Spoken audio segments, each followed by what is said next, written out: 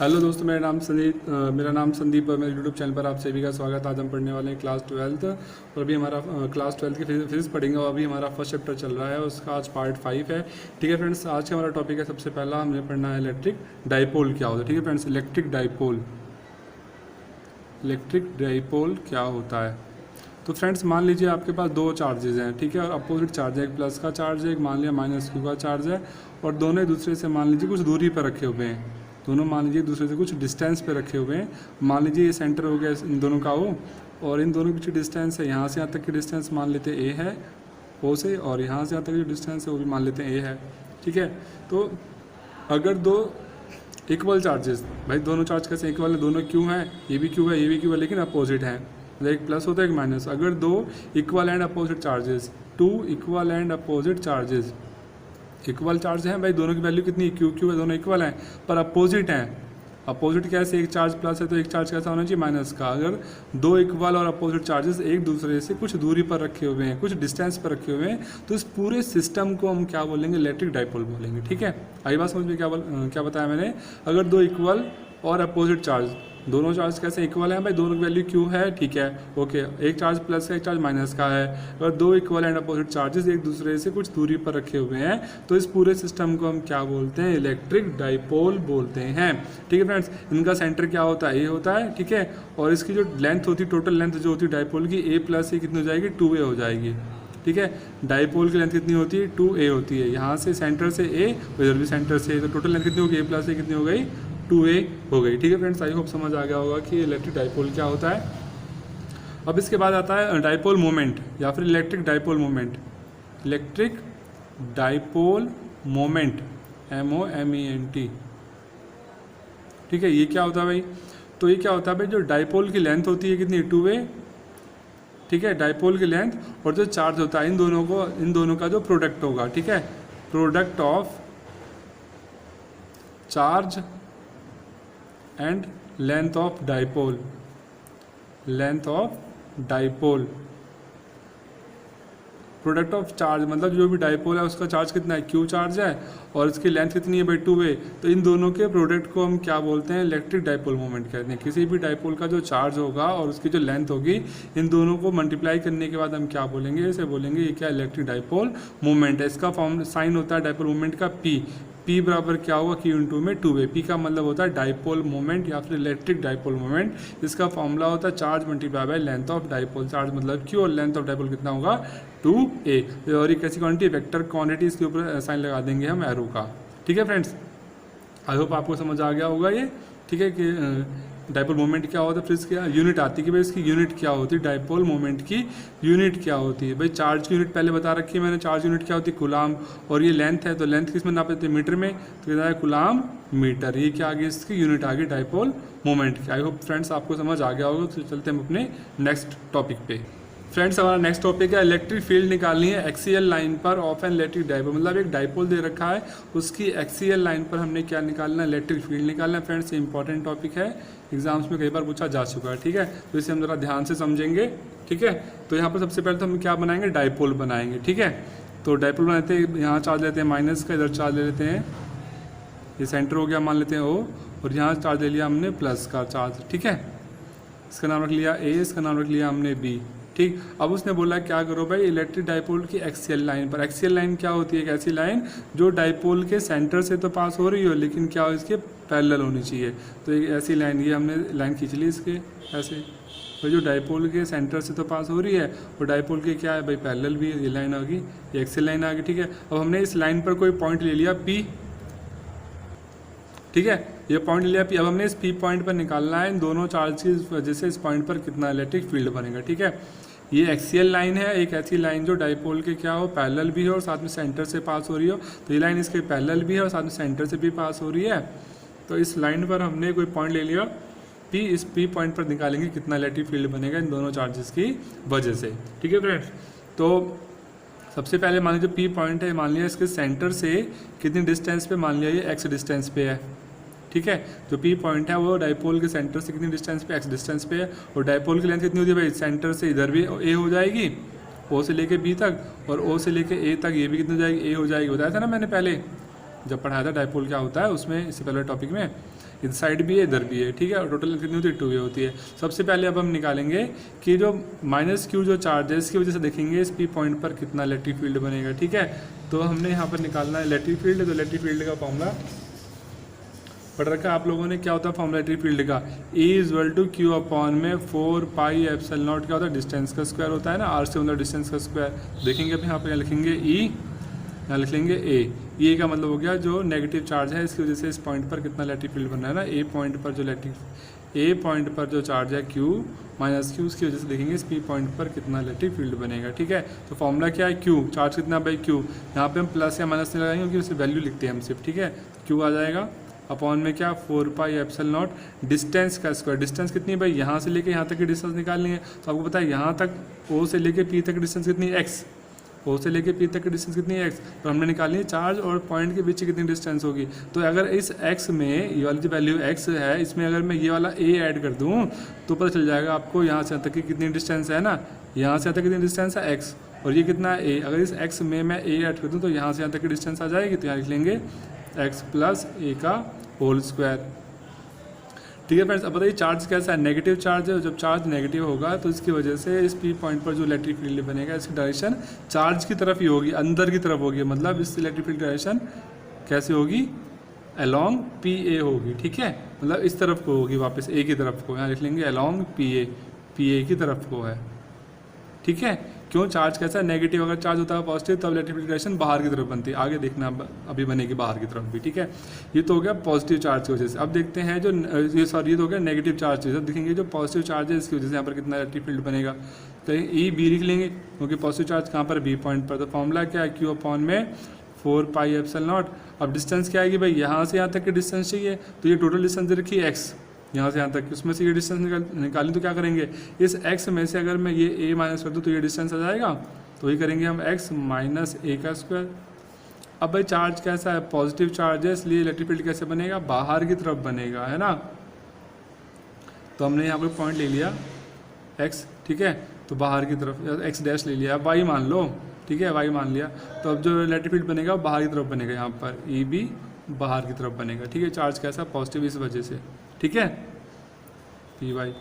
अब ये तो आ गया भाई इस चार्ज की वजह से, नेगेटिव चार्ज की वजह से इतना इलेक्ट्रिक फील्ड बन रहा है, पॉजिटिव वाले की वजह से इतना बन रहा है। अब निकालेंगे इस पॉइंट पर टोटल कितना इलेक्ट्रिक फील्ड बन रहा है, एक इलेक्ट्रिक फील्ड ऐसे बन रहा है, एक इलेक्ट्रिक फील्ड ऐसे बन रहा है। अच्छा ये बता दो दोनों में से किस इलेक्ट्रिक फील्ड की वैल्यू ज़्यादा होगी, मतलब इस वाले की वैल्यू ज़्यादा है, इस वाले की वैल्यू ज़्यादा है, नहीं तो कैसे पता चलेगा। आप देखो कि इस पॉइंट के पास में कौन सा चार्ज है, पॉजिटिव चार्ज है, पर नेगेटिव चार्ज तो इस पी पॉइंट से काफ़ी दूर है, और पास में कौन सा पॉजिटिव चार्ज, मतलब इस चार्ज की वजह से यहाँ पर जो इलेक्ट्रिक फील्ड बनेगा वो ज़्यादा बनेगा, मतलब ये वाली वैल्यू क्या बनेगी, ज़्यादा बन रही होगी, ये वाली वैल्यू कम बन रही है, ठीक है। पर दोनों जो यहाँ पर इलेक्ट्रिक फील्ड बन रहे हैं दोनों एक दूसरे के अपोजिट बन रहे हैं ना, एक ऐसे बन रहा है ई और ई बी ऐसे बन रहा है। तो हमने क्या निकाला इस पॉइंट पर टोटल कितना इलेक्ट्रिक फील्ड बन रहा है, जब दो इलेक्ट्रिक फील्ड अपोजिट डायरेक्शन में बन रहे हैं और हमने टोटल निकालना हो तो क्या करेंगे, ज़्यादा वाले में से कम वाले को माइनस कर देंगे, तो हमें ये पता चल जाएगा इस पॉइंट पर टोटल कितना इलेक्ट्रिक फील्ड बन रहा है। तो ज़्यादा वाला कौन सा, ये वाली वैल्यू, इसमें से हम क्या करेंगे इस वाली वैल्यू कर देंगे माइनस, ठीक है।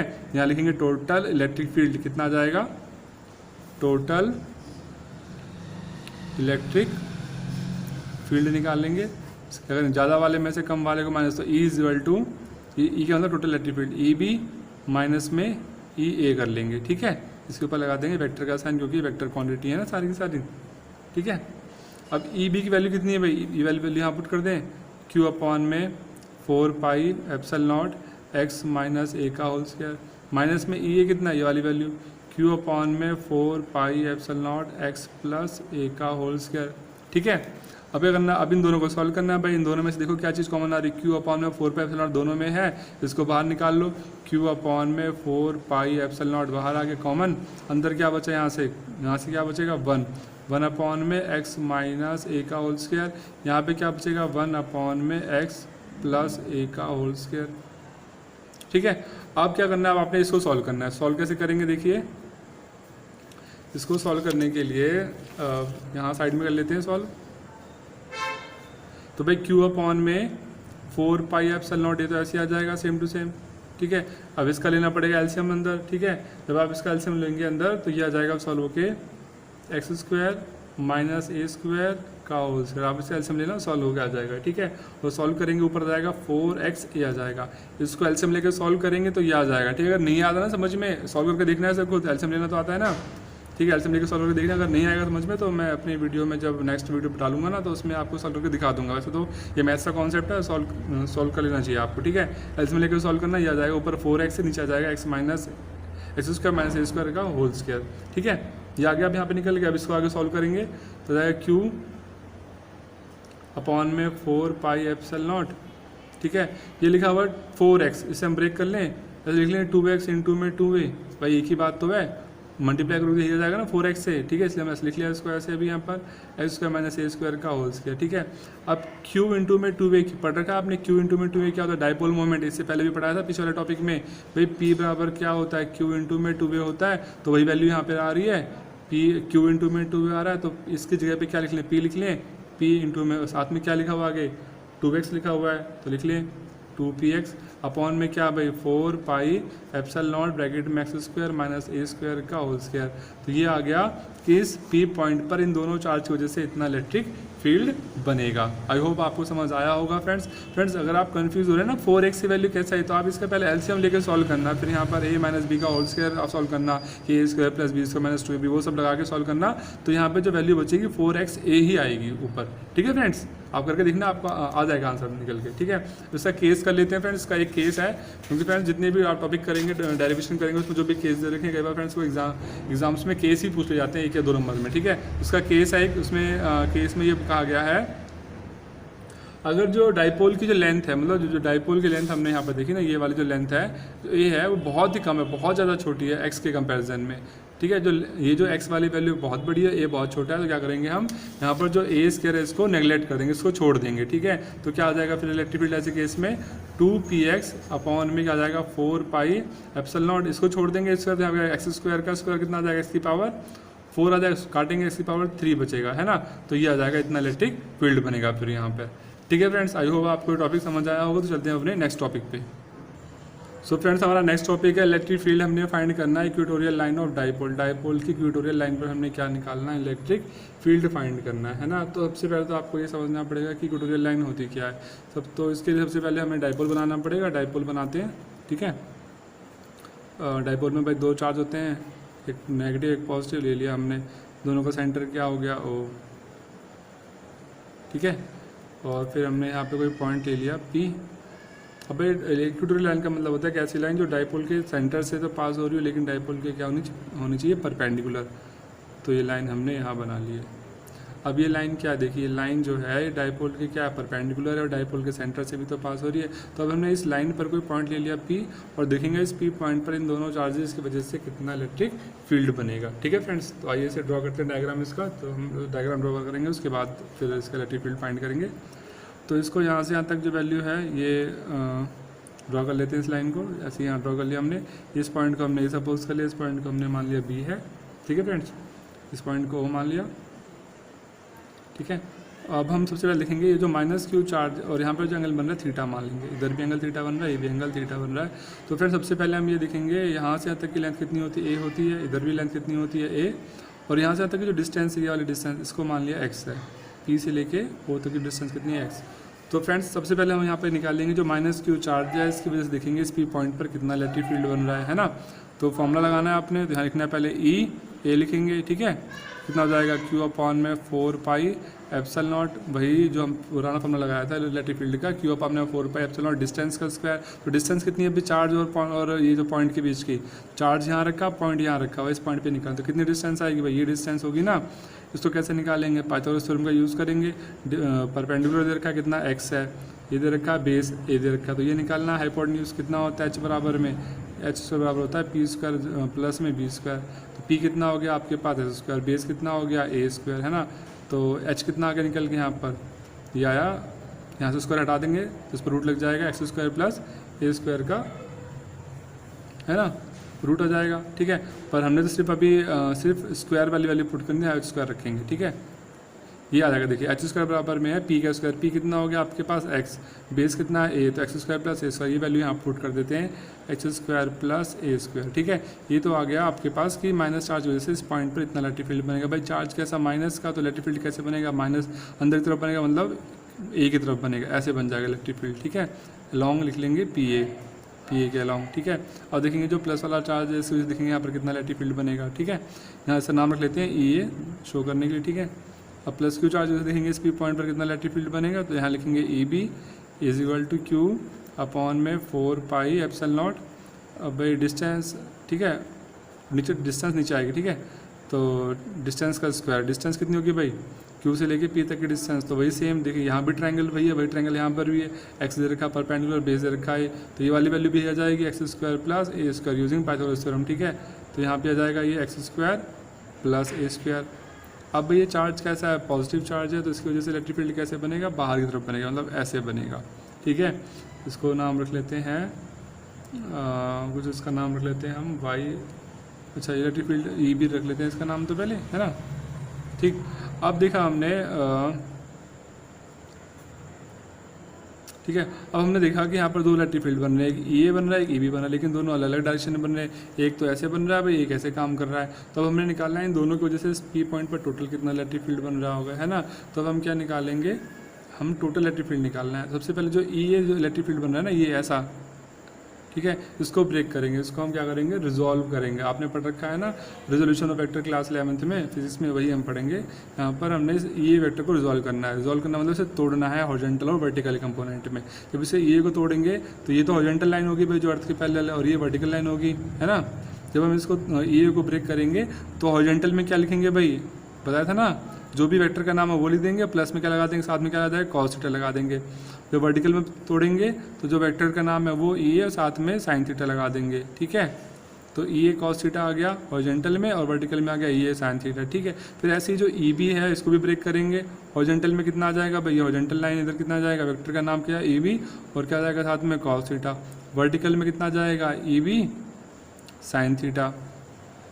ठीक है फ्रेंड्स, अब आप ये देखिए ई ए साइन थीटा और जो ई बी साइन थीटा दोनों एक दूसरे के अपोजिट काम कर रहे हैं भाई, एक ऊपर की तरफ काम कर रहा है, एक नीचे की तरफ काम कर रहा है। ठीक है, अब दोनों की वैल्यू देखिए सेम है क्या, देखिए ई ए और ई बी की वैल्यू सेम है, ई ए और ई बी वैल्यू दोनों सेम है, और साइन थीटा सेम ही है। तो ई ए और जो ई बी साइन थीटा है ये दोनों आपस में कैंसिल हो जाएंगे, क्योंकि एक दूसरे के अपोजिट काम कर रहे हैं। ठीक है, ई ए साइन थीटा और जो ई बी साइन थीटा है ये दोनों एक दूसरे से कैंसिल हो जाएंगे। क्यों, क्योंकि दोनों एक दूसरे के अपोजिट काम कर रहे हैं, तो इनका असर तो खत्म हो जाएगा। मतलब यहाँ से तो आपको कोई भी इलेक्ट्रिक फील्ड नहीं मिलेगा इन दोनों की वजह से, क्योंकि दोनों की वैल्यू सेम है और दोनों एक दूसरे के अपोजिट काम करे, तो दोनों आपस में कैंसिल हो गए। तब आपके पास यहाँ पर क्या वैल्यू बची, वाली वैल्यू बची ना, ई ए कॉस थीटा और ई बी कॉस थीटा, और ये दोनों एक ही लाइन पर काम कर रहे हैं, इसलिए इन दोनों को ऐड कर लेंगे। ठीक है, और दोनों एक ही लाइन पर काम कर रहे हैं, दोनों एक ही डायरेक्शन में भी है। अगर अपोजिट डायरेक्शन में होते तो हम इनको माइनस कर लेते, लेकिन दोनों सेम डायरेक्शन में, इसलिए हम दोनों को प्लस करेंगे टोटल इलेक्ट्रिक फील्ड निकालने के लिए। ठीक है, तैयार करेंगे total electric field E equal to क्या आ जाएगा, ये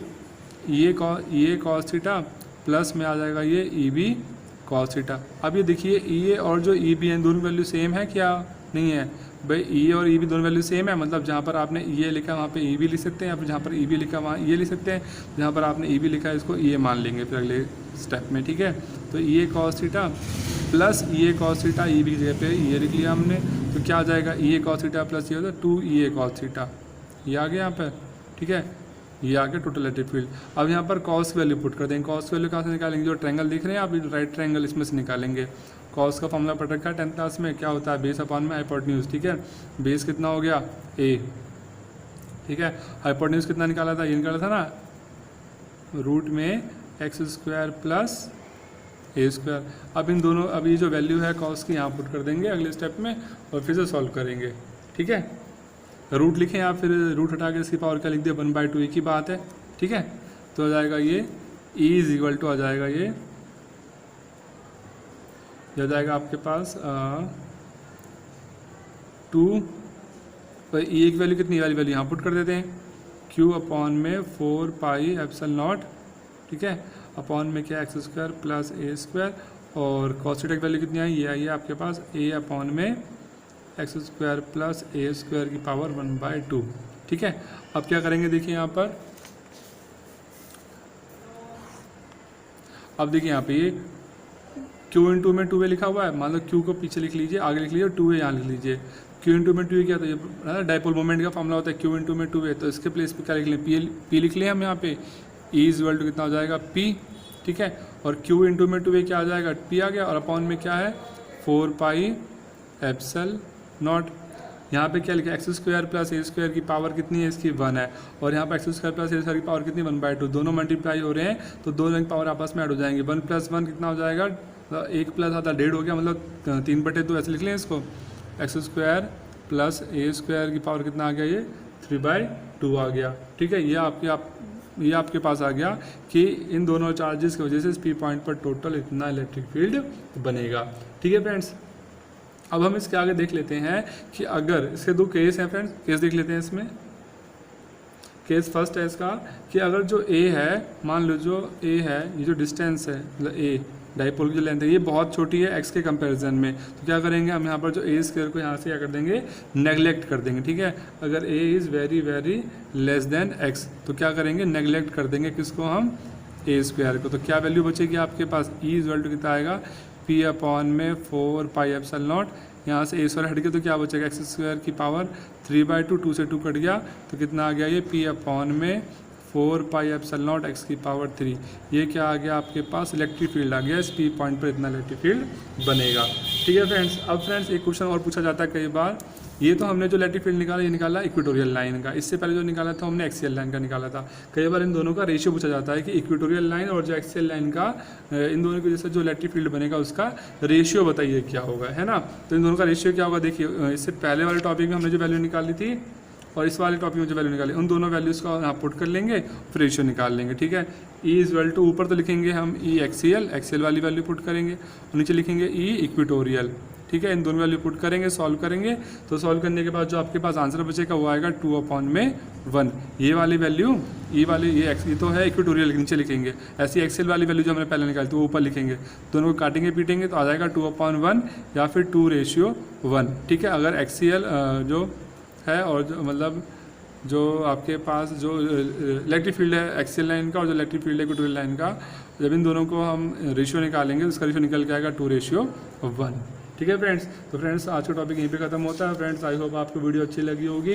अगर आपको मेरी वीडियो अच्छी लगी तो प्लीज़ मेरी वीडियो को लाइक कीजिए, शेयर कीजिए और मेरे चैनल को सब्सक्राइब कीजिए। और फ्रेंड्स जो आपके दोस्त हैं जो ट्यूशन नहीं जा पा रहे हैं और जिनकी पढ़ाई खराब हुई तो फ्रेंड्स उनको भी मेरी वीडियो का लिंक शेयर कर दीजिए ताकि वो भी अपना घर बैठ के पढ़ाई कर सकें और अपने आने वाले एग्जाम्स में अच्छे नंबर ले सकें।